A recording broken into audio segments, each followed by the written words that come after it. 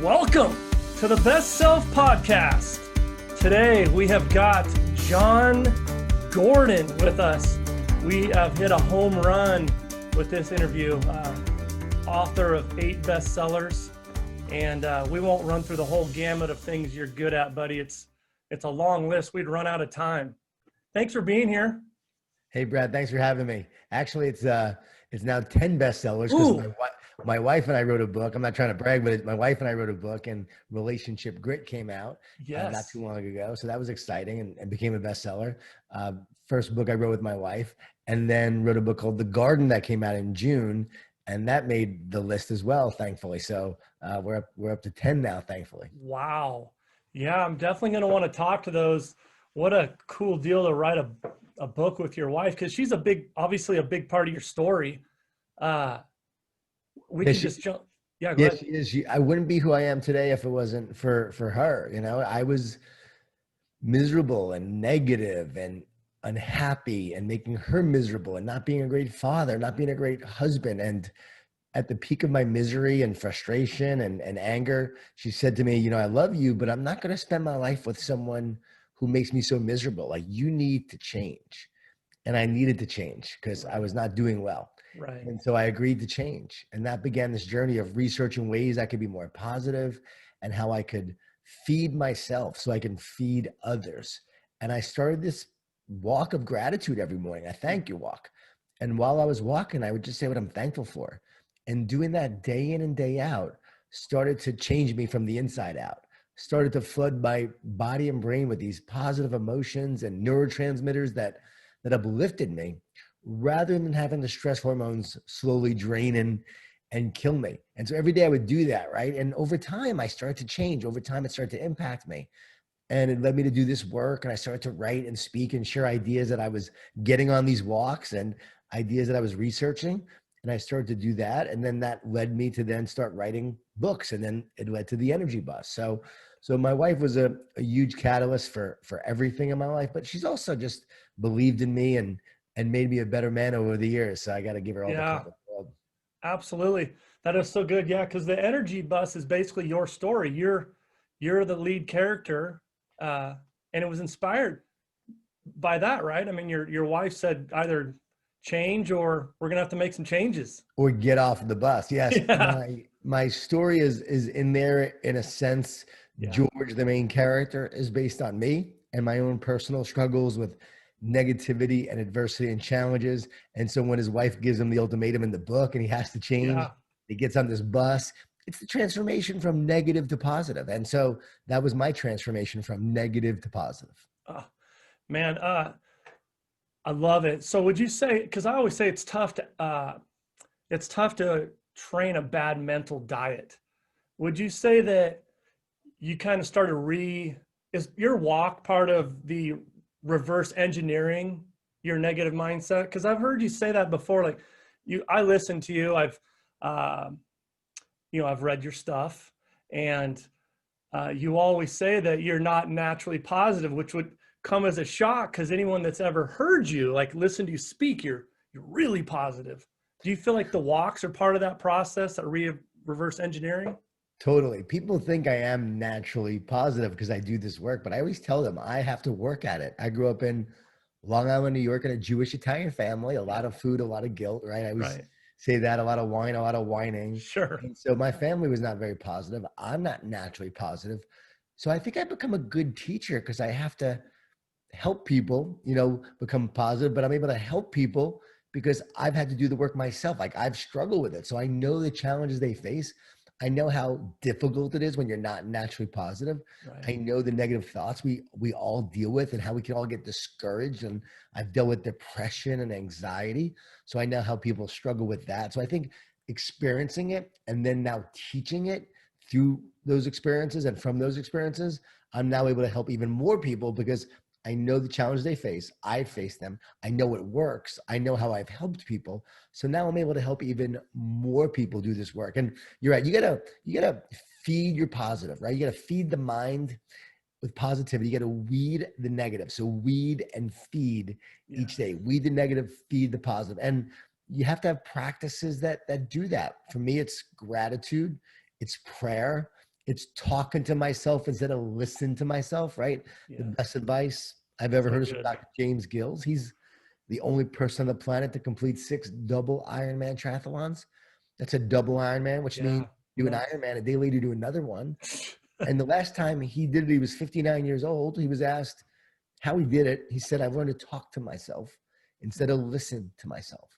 He said, if I listen, I hear all the fear, all the negativity, all the doubt, all the reasons why I can't finish this race. But if I talk to myself, I could feed myself with the words and the encouragement that I need to keep on moving forward. Yeah. And so that, like right there, feeding the positive, talking to yourself, not listening to the discouragement and the negative thoughts and the fear. You might have heard that song that says, fear is a liar. Yeah. Negative thoughts Oh, are it's a great song. lies. Love it. Yeah, they're always coming in. Those negative thoughts are coming in. And the key is not to believe the lies that they tell. And it's also important to understand, I wrote about this in the garden, that those negative thoughts are not coming from you. How do I know? Who would ever choose to have a negative thought? Right. Would you ever choose a negative Right. thought that is self-destructing, that would hurt you? You wouldn't choose that. Right. Thoughts are always coming in. The problem is we believe them and we reinforce them. And then we feel guilty for having them. I Right. tell people, when you're having a nightmare or a dream, are you choosing the dream, the nightmare? Are you choosing those thoughts? Driving down the road, a thought comes in, or in the shower, a thought comes in. Are you choosing those thoughts? No, they're always coming in. And so when the thoughts come in, like from the internet cloud, and you're downloading it to your brain, no one has ever found a thought inside of your brain. Sure. You're downloading it, right? Don't let it sit there. Don't believe it. Don't reinforce it. Don't give it any power. Continue to encourage and speak truth to those lies. And the word encourage means to put courage into. So when you're putting courage into yourself, right? You're putting courage into yourself when you're encouraging. When you're encouraging others, you're putting courage into them. And so it's essential to do that daily practice of talking instead of listening, feeding yourself with the positivity, and making sure that we don't allow ourselves to get discouraged and depressed, where we go down a spiral staircase of despair and depression. Now, we're going to have bad days. So this is not toxic positivity. A lot of people are talking about that. Yeah. It's not about discounting your feelings or not allowing yourself to have them. Right. When you are down, learn from them, understand what's going on, what's broken, what are your thoughts and feelings and pain telling you. Learn from that, grow from that, heal that pain, heal the wound that exists, but don't allow that to really take you to a really bad, dark place, because it can destroy you if you allow it to. And that's where you want to learn from it, grow from it, and then start to really uplift yourself and feed yourself to move out of it and to move past it. So good. So good. Do you believe listening's a character trait? Listening? Yeah. I believe that it's essential to leadership. It's essential to learning and growing. Yeah. The best leaders I've ever met are students first, teachers second. Yeah. And so we're sure. humble and hungry. I was speaking at a leadership conference, and who was in the front row but Zig Ziglar. Oh, wow. So I looked over. I mean, Zig is one of my heroes. I ran over to Zig. I said, Zig, one of the big goals of my life was to meet you. He said, you need to have bigger goals. You know, still sharp after all these years. And so then I'm speaking and I look over and Zig is taking notes. 82 years old, he was still taking notes. And not because I was up there. Right. Anybody could have been up there who would have been taking notes. He's a lifelong learner, still learning, still growing, still improving, still striving to get better. So the key to leadership is listening, learning, growing. And I got to tell you, I've learned from so many people that I've had the chance to work with. So I get to go work with all these amazing leaders and companies and sports teams. And I'm learning from some of the greatest leaders and minds. Yes. And while I'm there, I'm taking notes and I'm learning and I'm getting ideas and I'm seeing what their challenges are. And that allows me to then take the learning lessons to the next place I go. Right. And so I'm accumulating this vast amount of knowledge and experience by being a student and also a teacher. So much fun. We frequently talk on here that really the only stat we should keep track of in life is growth per word. It's in the getting better parts fun, even for, you know, guys like you and I or Zig or some of the, you know, a lot of the other cool cats that you've run into. So, yeah, totally. You know, I think The best definition of success I've ever heard is from Dr. David Jeremiah. He said that success is the fulfillment Hmm. of God's plan for your life.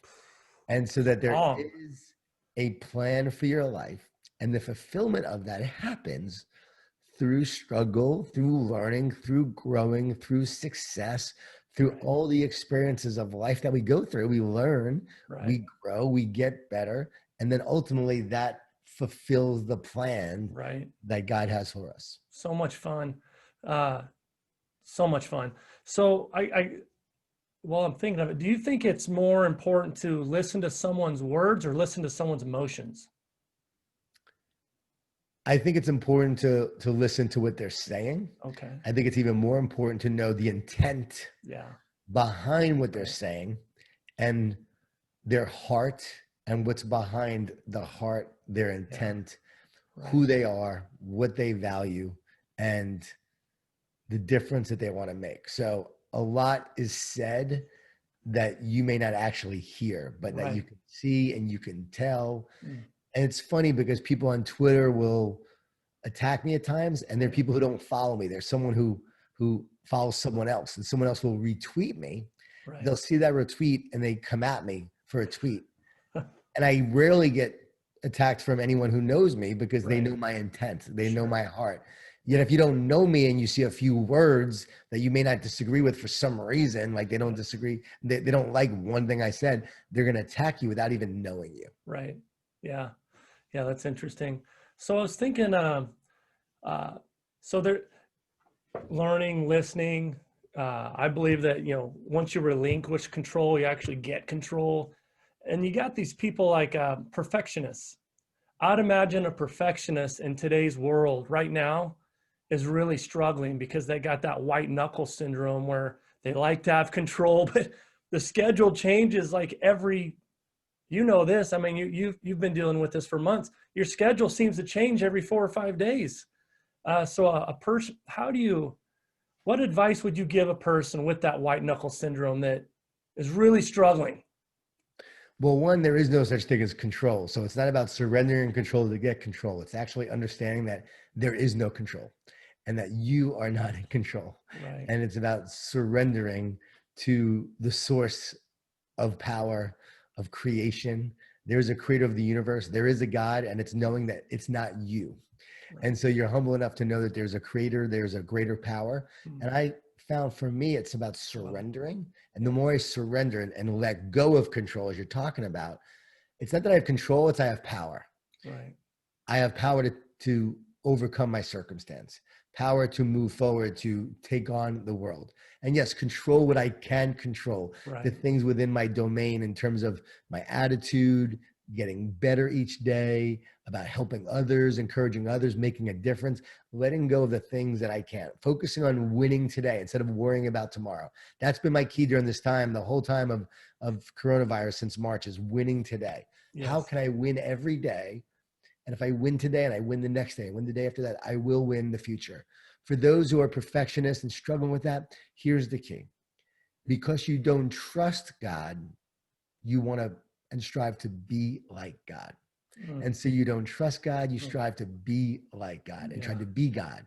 And what happens is that creates a lot of anxiety because you're not God. It creates a lot of undue pressure and stress because you're trying to control that which you can't control. You're trying to be the creator of the universe. And in doing so, that comes with it a lot of struggle, a lot of tension, because once you recognize that you're not the creator of the universe, and there's a gap between what you're trying to be and what you are, in that gap becomes a lot of struggle, pressure, tension, fear, anxiety, and pride that all ultimately leads to your fall. And so it's really understanding you're not in control and stop trying to be the creator of the universe, surrendering, trusting, and understanding that you're not God. And when you do that, there's more freedom, there's more power, there's more peace, and there's more joy. And so again, because people don't trust in God, they want to be like God. But the minute they start trusting and recognizing they're not, they will find so much more happiness and joy as a result of that. Ah, rock star stuff, buddy. Thank you. Rock star stuff. So what would you say? I just want to pump a couple more questions into you, and then I want to talk about a couple of your books, and then we are kicking you to the curb, Gordon Nation. Sounds good. Uh, you frequently talk about telescope versus microscope. Could you explain to the listeners what do you mean when you're comparing those two? Well, the telescope is your big picture vision of what you want to create. You have a vision, and if you can see it, you can create it. If you have a vision, you also have the power to make it happen. So, what is your vision? What is it you want to build? What is it you want to create? And now more than ever, you have to think about that vision. And positive leaders lead with vision. They inspire their team to see the future. They rally them to create it. They understand here's where we are now. We've had this setback. We've had this challenge, but here is where we're going. We've faced this adversity. This is in our past, but here's where we're going now. So point your team towards the future. That's the big picture vision. That's the telescope.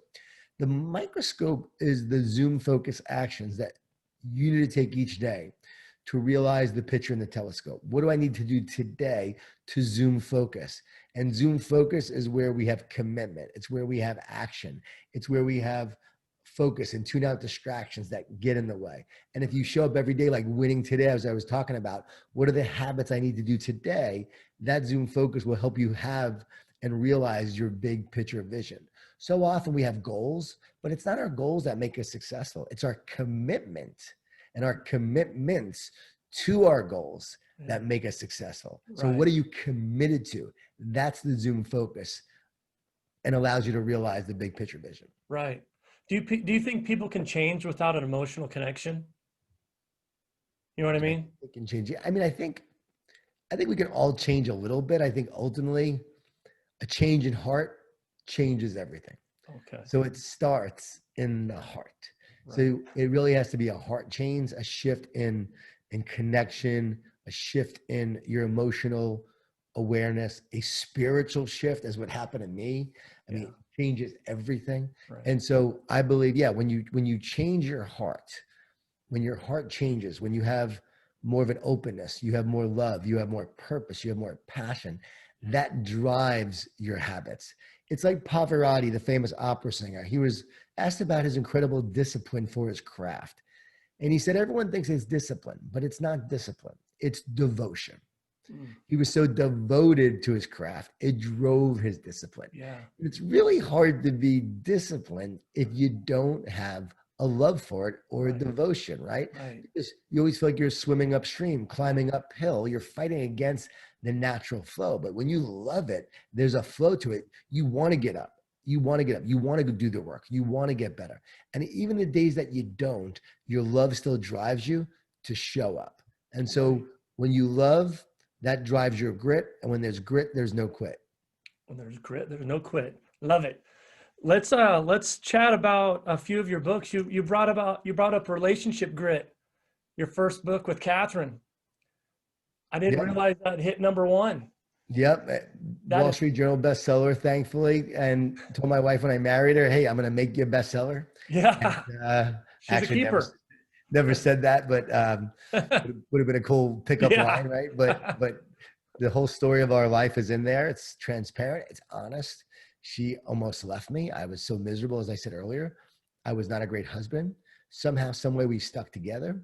We weren't always happy in our relationship. We worked through our challenges. And it's about the ups and downs of a relationship and the lessons we learned along the way. And now here we are 23 years later after being married, 25 years together.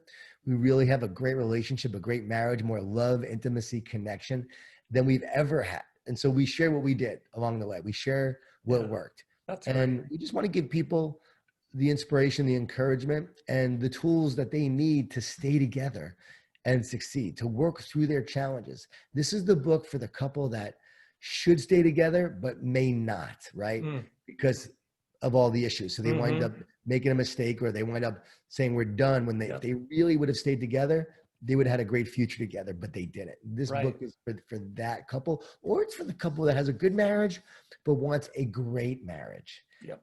And it's also for the single person. We've had a lot of single people read it that said, actually, it's helping them for their next relationship. Absolutely. So good for that. So that's, my most recent book. And then The Garden came out before that. That's the 5 Ds that Yes.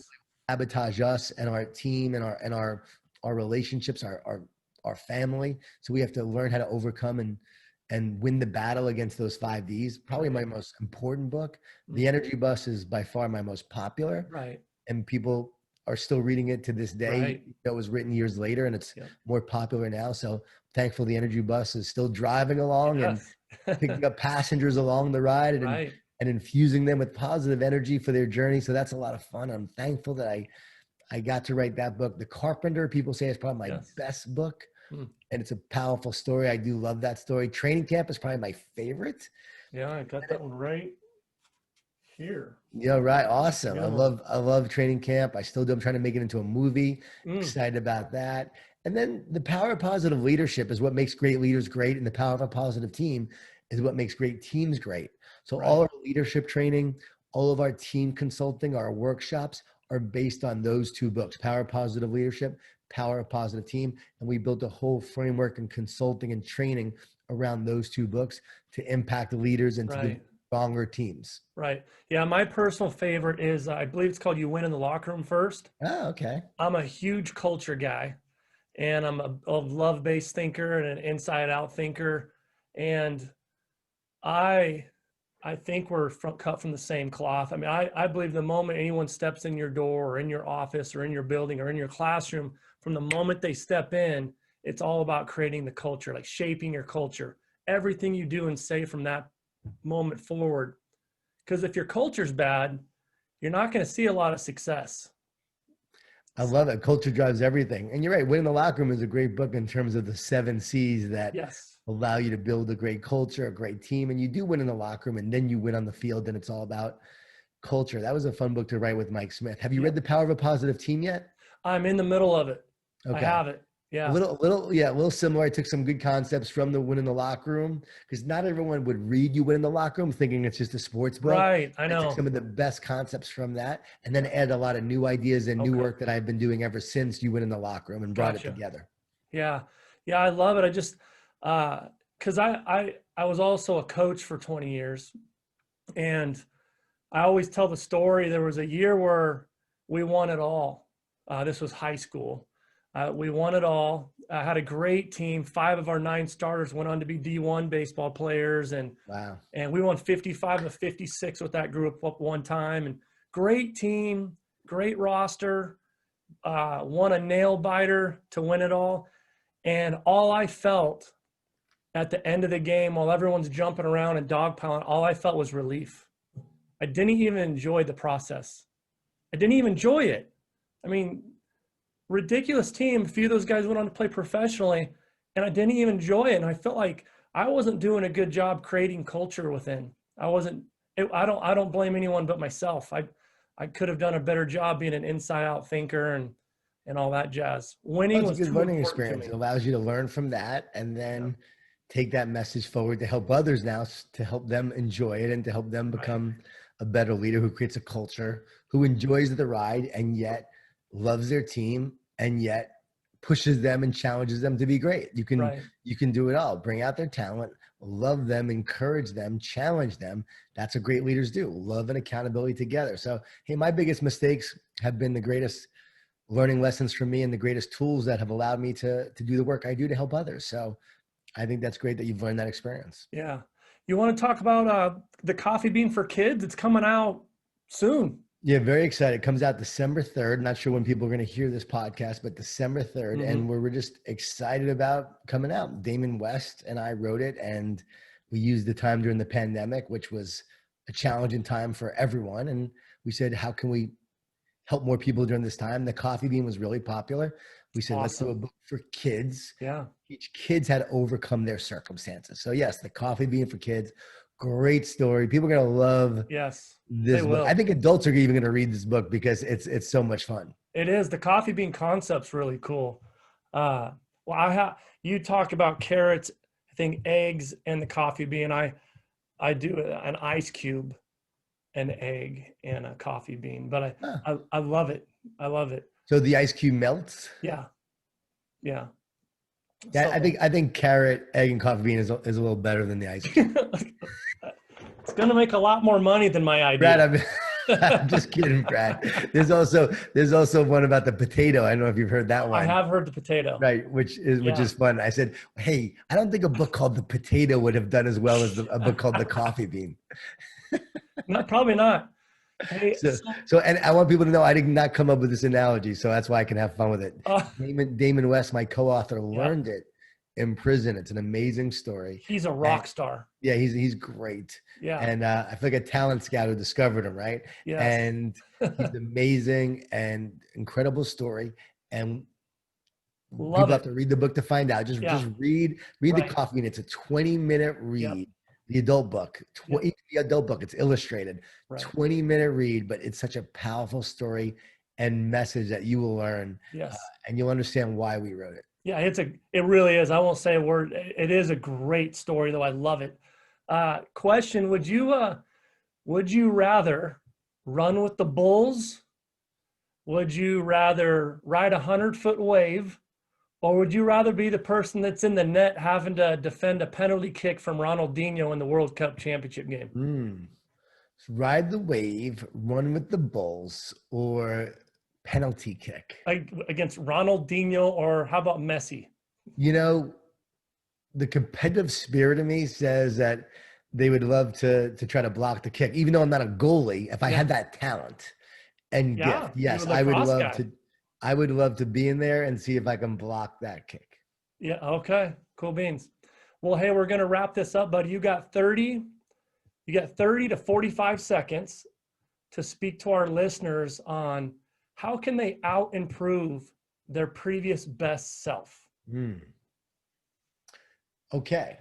So I love that this is called the Best Self Podcast, right? This is all about being your best self. Am I right on that? Yes. So, yes. so to be your best self, ironically, is not about self-growth, focusing on you.